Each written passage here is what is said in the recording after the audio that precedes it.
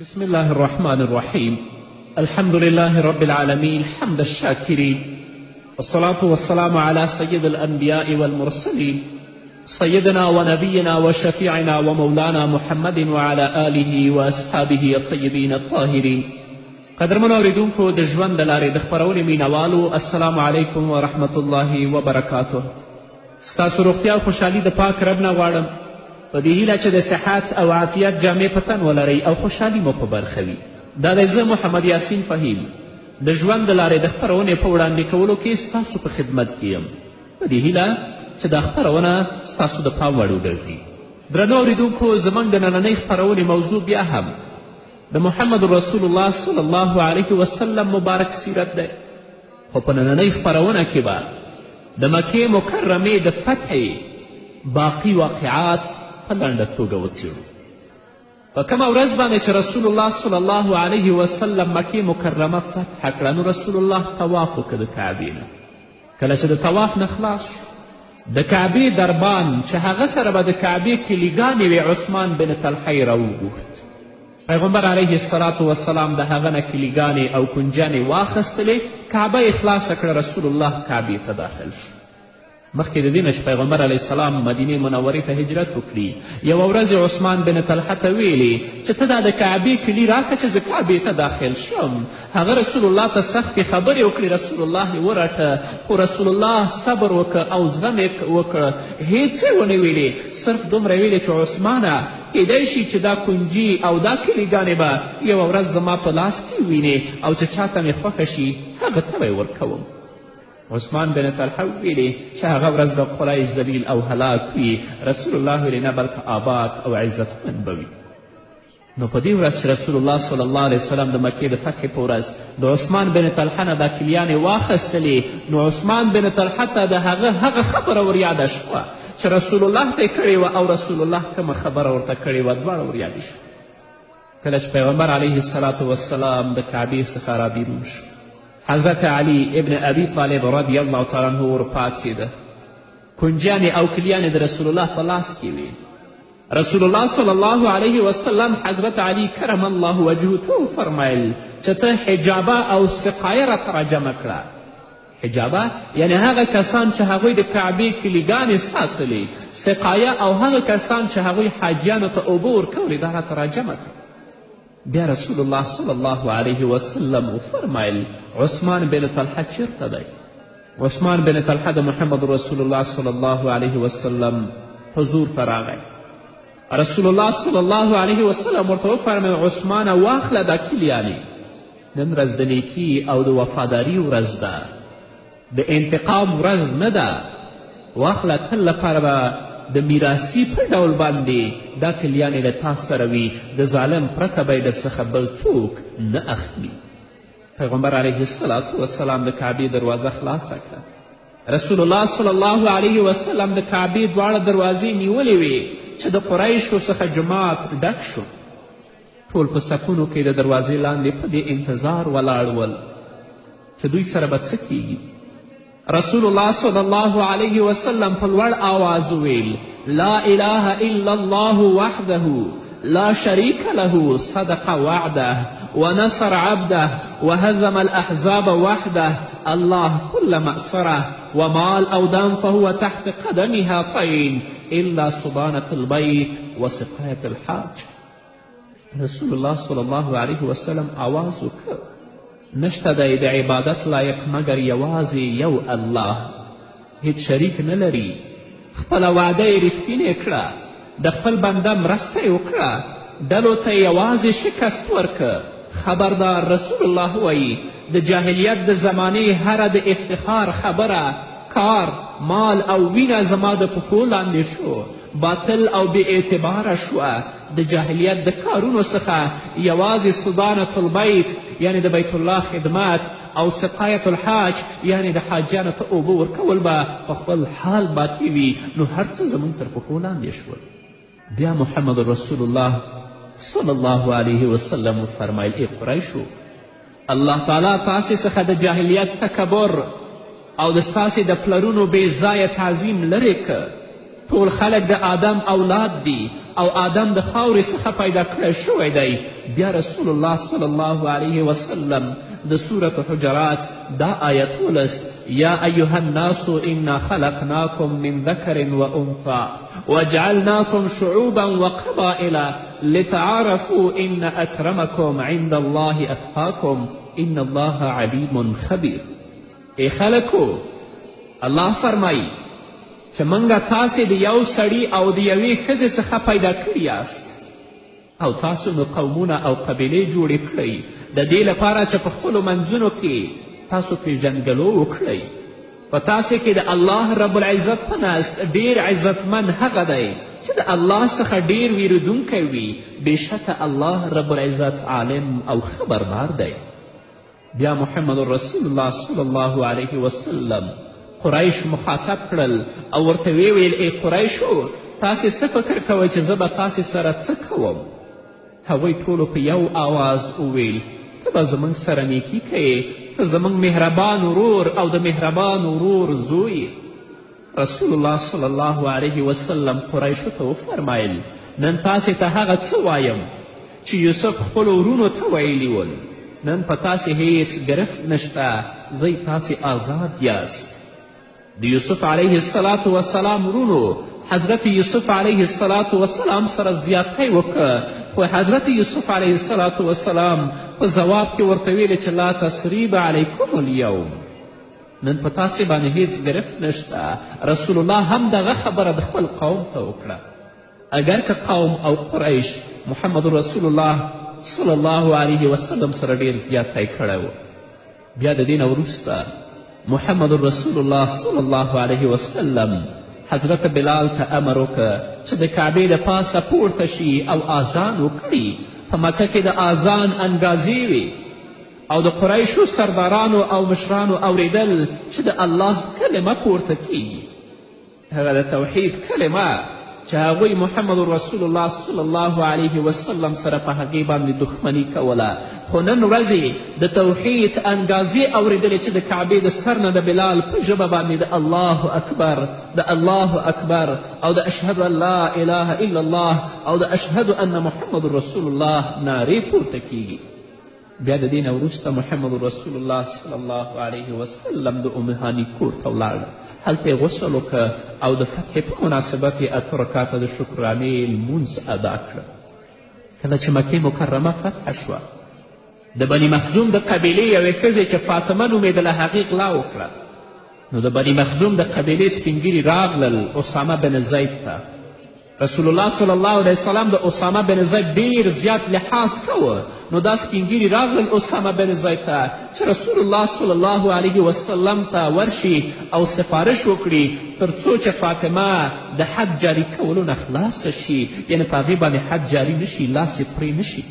کله چې اسامه بن زید په دې اړه رسول الله صلی الله علیه وسلم سره خبرې وکړي، د محمد رسول الله صلی الله علیه وسلم مبارک مخ بدل شو او وی ویل: آیا د الله د حدودو په اړه سفارش کوي؟ اسامه د خبرې په معنا پوه شه، وی ویل: ای د الله رسوله، ما ته بښنه وغواړه. ماښام محمد رسول الله صلی الله علیه وسلم د خلکو په منځ کې پورته شه او داسې خطبه یې وفرمایه.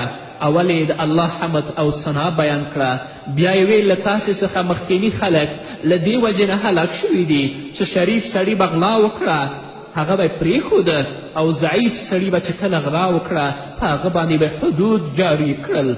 قسم په هغه ذات چې د محمد روح د هغه په قبضه کې دی، که د محمد لور فاطمه هم غلا وکړي لاس به یې پرې کړم. بیا د محمد رسول الله صلی الله علیه وسلم په حکم د هغې لاس پرې کړی شو او هغې ته توبه وکړه. د دې نه وروسته خلک راټولېدل او محمد رسول الله صلی الله علیه وسلم سره به په اسلام باندې بیعت کوه. کله چې سړي فارغ شول ښځې راغلې، محمد رسول الله د هغو نه هم بیعت واخیست. د هغو په منځ کې د ابو سفیان ښځه هند بنت عتبه هم وه چې د محمد رسول الله صلی الله علیه وسلم د تره حضرت حمزه سره د ظلم له امله یې مخ پټ کړی و.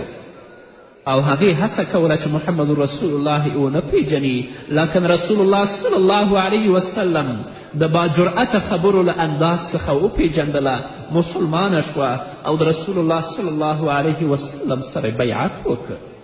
کله چې الله رب العزت خپل نبي ته په مکه کې فتح نصیب کړه او مکه خو د محمد رسول الله صلی الله علیه وسلم وطن او د پیدایښت ځای و، انصارو په خپل منځ کې دا خبره زمزمه کوله چې اوس الله رب العزت رسول الله ته د مکې فتح نصیب کړه، هغه به دلته پاتې شي او بیرته به زموږ سره مدینې ته ولاړ نشي.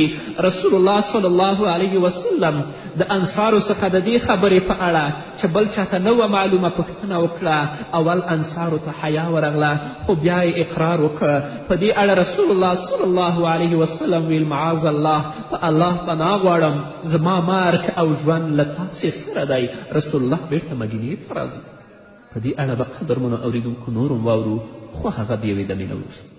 نور دې لا هلته موجود چې دنیا نه وه پیدا،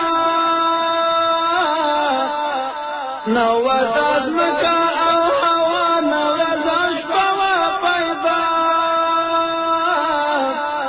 نه جنتونه نه دوزخونه مکه وه پیدا، نه جنتونه نه دوزخونه مکه وه پیدا.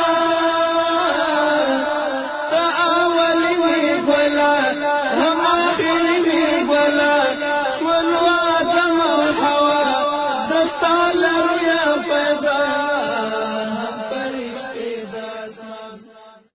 قدرمنو اورېدونکو بیا هم زموږ سلامونه او نیکې هیلې ومنئ.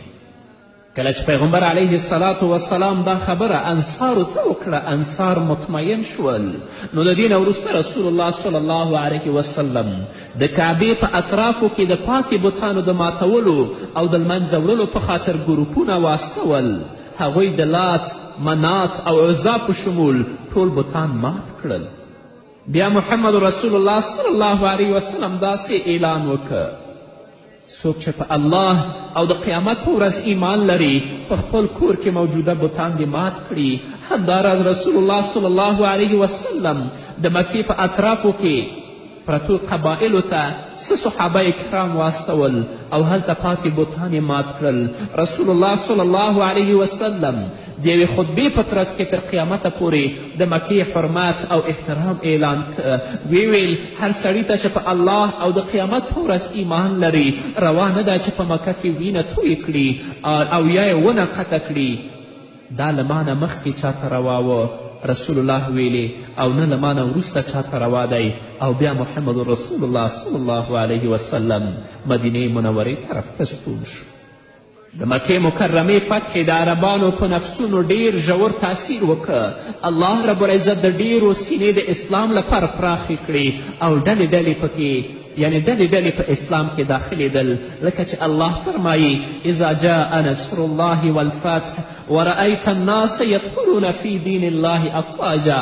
کله چې د الله مرسته او فتح راشي، وبه وینې چې ډلې ډلې خلک د الله په دین کې داخلیږي. او همداسې وشو. اوس د مکې د فتح نه وروسته د حنین غزا راپېښیږي.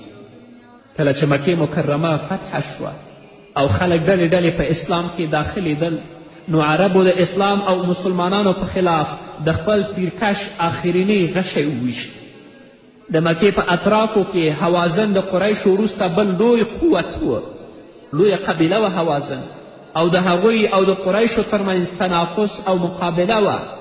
د هوازن سردار مالک بن عوف نصري د جنگ اعلان وکړ او د هوازن سره ثقیف هم راټول کړل او فیصله یې وکړه چې د محمد رسول الله صلی الله علیه وسلم مخې ته وروځي او خلکو ته امر وکړه چې خپل مالونه، ښځې او اولادونه د ځانونو سره د جنگ میدان ته راوړي، تر څو د جنگ په میدان کې د دې لپاره ثابت پاتې شي چې د خپل اولاد او ناموس څخه په میړانه او مرګ دفاع وکړي. رسول الله صلی الله علیه وسلم د مکې څخه د حنین په لور روان شو. د هغوی سره 2000 کسان د مکې اوسیدونکي هم وو چې اکثر یې نوي مسلمان شوي ول. او حتی ځینو یې تر اوسه پورې اسلام قبول کړی هم نه و، خو رسول الله سره ووتل او 10,000 هغه صحابه رسول الله سره ول چې د مدینې څخه ورسره راغلي ول. د اسلامي لښکر تعداد دومره ډیر شو چې تر اوسه پورې په هیڅ غذا کې دومره نه و. ځینې مسلمانان چې د لښکر په ډیروالي غره شول تر دې وویل چې نن ورځ به د کموالي له وجې ماته ونه خورو. د هجرت په 8م کال د شوال په 10مه مسلمانانو د حنین درې په لورې حرکت وکړ او د سهار په تیاره کې درې ته ورننوتل. حوازن له هغوی نه مخکې درې ته رسیدلي ول او هلته یې کمین نیولی و. رسول الله صلی الله علیه وسلم او د هغوی یارانو ته یې کمین نیولی و. نو د مسلمانانو په رسېدلو سره یې پر هغوی د غشو باران جوړ که او تورې یې پرې راوښکلې او ټولو پرې یو وار حمله وکړه. د حوازن قبیلې خلک ډېر ویشتونکي خلک ول. عام مسلمانان پرته له دې چې یو بل ته وګوري د مکې په لور په ځغاسته وتښتېدل. ډېرې حساسې شیبې وې. نږدې و چې په مسلمانانو داسې میچل وګرځي چې بیا هیڅ د ودرېدو توان پاتې نشي. بلکل د احد د ورځې ورته حالت و.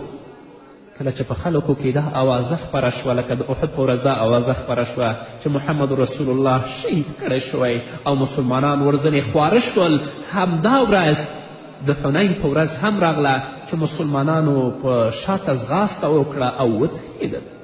کله چې د الله رب العزت دا اراده پوره شوه چې هغو مسلمانانو ته تأدیب ورکړي چې د تعداد په کثرت مغروره شوي ول، ځکه هغوی دا ویلې چې نن ورځ موږ سره دومره لښکر دی، دومره زیات یو چې کله به هم موږ ماته ونه خورو. نو د الله رب العزت اراده پوره شوه چې هغه مسلمانانو ته تأدیب ورکړي چې د تعداد په کثرت مغروره شوي ول او د فتحې د خوږلنې وروسته یې ماتې او شکست تریخوالی ور وڅاکه. یو ځل بیا الله تعالی دوی ته په دښمن باندې غلبه ورکړه. د خپل پیغمبر او مؤمنانو په زړونو یې سکون او اطمینان نازل کړه.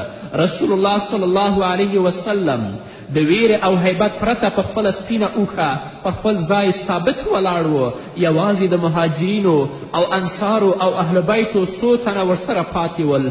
عباس بن عبدالمطلب چې د رسول الله تره و، د رسول الله صلی الله علیه وسلم د اوښې مهار نیولی و او رسول الله صلی الله علیه وسلم آواز کوه انا النبی لا کذب انا ابن عبدالمطلب، زه نبی یم، دروغجن نه یم، زه د عبدالمطلب زوی یم. کله چې د مخې له لورې په محمد رسول الله صلی الله علیه وسلم د مشرکینو ډلو یرغل راوړ، رسول الله صلی الله علیه وسلم یو موټې خاورې راواخیستلې او له لرې د دښمن سترګو ته وروشیندلې چې د ټولو مشرکینو سترګې پرې ډکې شوې. رسول الله صلی الله علیه وسلم ولیدل چې مشرکان په خپل ځانونو مصروف شول. عباس ته ویل انصارو او مهاجرینو ته آواز وکړه. عباس رضی الله تعالی عنه چې د لوړ آواز څښتن و، په لوړ آواز یې ویل ای انصارو ای مهاجرینو. ټولو ورته په ځواب کې ویل لبیک لبیک، حاضر یو حاضر یو. هر سړي د خپل اوږ څخه پیاده کېده، خپله توره او ډال یې اخیسته او د آواز په طرف یې منډه وهله چې د محمد رسول الله صلی الله علیه وسلم ته به ورسید. تر دې چې د صحابه و کافي تعداد سړي د محمد رسول الله صلی الله علیه وسلم تر څنګ راټول شول، د دښمن سره مخامخ شول او په ډیره میړانه وجنګېدل او سخت مقاومت یې وکړه. مسلمانان چې د شکست وروسته راټول شول، د مشرکینو ډیر بندیان یې د رسول الله صلی الله علیه وسلم په مخ کې لاس تړلي ولیدل. الله رب العزت د خپل پیغمبر د مرستې لپاره دومره فرښتې راواستولې چې د حنین دره ترې ډکه وه او حوازن شرمناکه ماته وخوړله چې هغې ته الله رب العزت په قرآن کریم کې داسې اشاره کړې لقد نصرکم الله فی مواطن کثیره ویوم حنین اذ اعجبتکم کثرتکم فلم تغن عنكم شيئا وضاقت عليهم الأرض بما رحبت ثم وليتم مدبرين ثم أنزل الله سكينته على رسوله وعلى المؤمنين وأنزل جنودا لم تروها وعذب الذين كفروا وذلك جزاء الكافرين.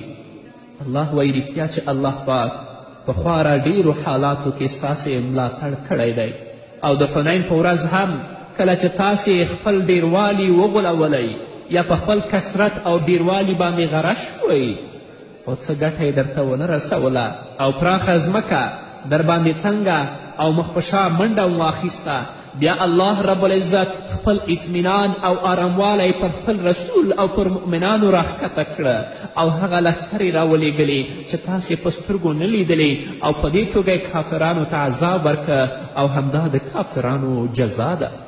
محمد رسول الله صلی الله علیه وسلم ته الله رب العزت د حنین فتح ورته نصیب کړه. زموږ د سیرت کتابونو په ځانګړې توګه ابن هشام ډېر زیات نور واقعات دلته هم بیان کړي دي، خو ما په لنډه توګه په دې باندې اکتفا وکړه. په بلې خپرونې کې به انشاءالله د طایف غذا واورو او د طایف محاصرې په هکله به وغږیږو. نو دا وه زموږ نننۍ خپرونه چې ستاسو درانه حضور ته وړاندې شوه. تر بلې خپرونې پورې چې زه بیا هم ستاسو درانه حضور ته راځم، تاسو ټول په پاک رب سپارم. پاتې ژوندم نیکمرغه، ښاد، بریالي او کامیاب اوسئ. دستا لرویا شول پیدا ځمکه اسمان حبیبه د رب منان حبیبه رب راسته ولای رحمت د ټول جهان حبیبه د رب منان حبیبه ته یې حسین له حسینانو د جهان رسوله سجدي په حسن د حسن د کنان رسوله ستا له ښکلا نه خجالت دي خبرویان رسوله ستا له ښکلا نه خجالت دي خبرویان رسوله مثل هم سر نه لري له ځانه بر نه لري باطن ظاهر ښکلی له هر چا ډېر ښکلی درته هر څوک سلام په ډېر عزت احترام حجر شجر دې ستایي سما او زر دې ستایي حجر شجر دې ستایي سما او زر دې ستایي الله بللی وي مېلمه په لا مکان حبیبه د رب منان حبیبه دستا لرویا شول پیدا ځمکه اسمان حبیبه د رب منان حبیبه رب راسته ولای رحمت د ټول جهان حبیبه